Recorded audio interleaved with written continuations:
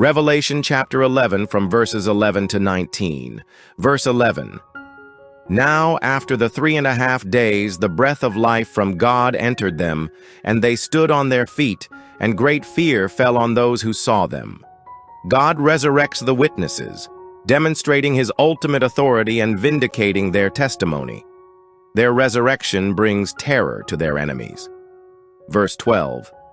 And they heard a loud voice from heaven saying to them, "Come up here."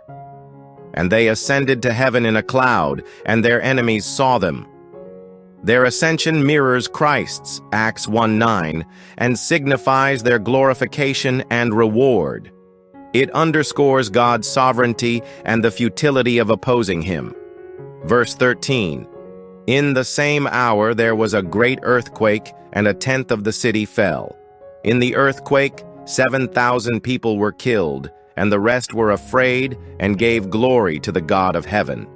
The earthquake symbolizes divine judgment. The survivors' fear and acknowledgement of God may hint at repentance, although it is not explicitly stated. Verse 14. The second woe is past. Behold, the third woe is coming quickly. This verse transitions to the final judgment cycle. The woes correspond to escalating judgments in Revelation. Verse 15.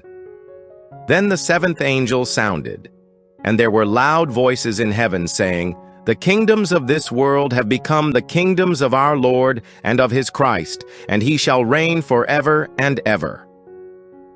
The seventh trumpet announces the ultimate triumph of God's kingdom. This is a pivotal moment, signaling the culmination of history and the reign of Christ.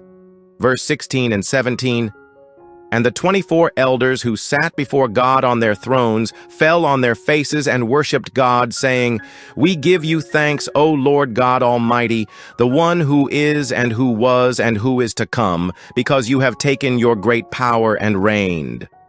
The elders represent the redeemed church, offering worship and praise for God's sovereign rule and the fulfillment of his promises. Verse 18.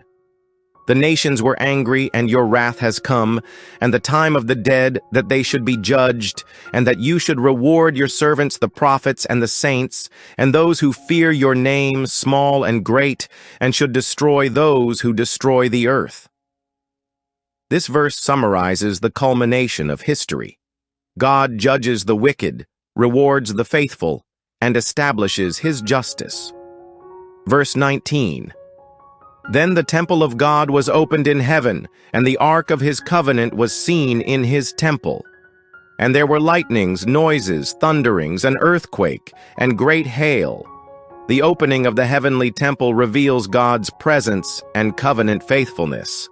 The accompanying cosmic signs highlight the gravity and majesty of this moment.